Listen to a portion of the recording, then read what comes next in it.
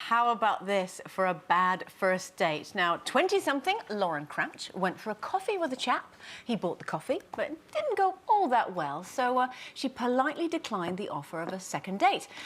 And then she got this text from the guy. The man said, OK, fair enough. Can you pay me back for the coffee? I don't like wasting money. And it continued. She said, by text, what if I donate the money to charity? And he said, I'd like to decide for myself what to do with the money. And he then went on to give her his bank details. Oh, I love this guy. I know. I think he's still single. Hang on, reports just... Yes, he still is. Yeah.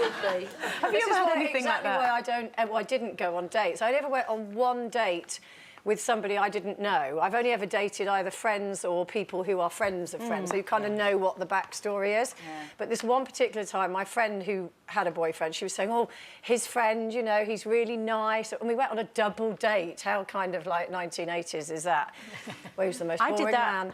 So boring. Yeah. And he was a salesman of some kind. I can't remember what he sold. But anyway, he was from Birmingham. And he started telling me about when you go to a hotel, he said, when I'm travelling and whatever, he said... I already hate him. And he said, you come back in the afternoon and they've got a lovely tea out, lovely tea. He said, 30 to 40 biscuits. And I'm thinking to myself, this is already the world's most boring anecdote. He then starts going, Abbey Crunch, chocolate bourbon, Garibaldi. And I think, oh, my God, he's going to list 30 to 40 biscuits. So needless, I never saw him again. But that friend, that girlfriend, is still one of my really good friends. And whenever we're at a party and we encounter someone who's a little bit tedious, we look at each other and go, 30 to 40 biscuits. And the punchline is, you married a Garibaldi. Ah, yes. Husband's called Gary. Husband's called Gary, he's bald. He's not bald. He's got a full head of hair. Oh, he shaves it off, though. Gary not baldy. Oh, Gary Prickly. I always got the impression he's bald. I thought he's bald. He cuts it really short. Maybe it's the future. Sorry, Gary. I once went on a blind date, and it was he was one of these that just didn't pause for breath. Anyway, I started crying. Why? Well, he turned to me, when he had a pause for breath, he said to me, are you crying? I went, yeah, I'm really sorry. I'm just so bored. So they literally tears of boredom. I went, yeah.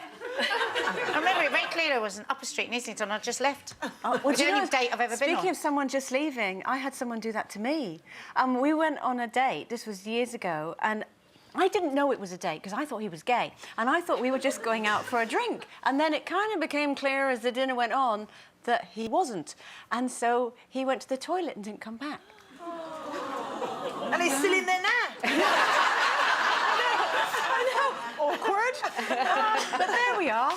Haha. No, I'm exaggerating. He did come back, but it was a really, really long time. It was a good half an hour, so much so the waiter was tidying up, and I had to go and send him in to have a peek and go, is he still in there? And he came out and he went...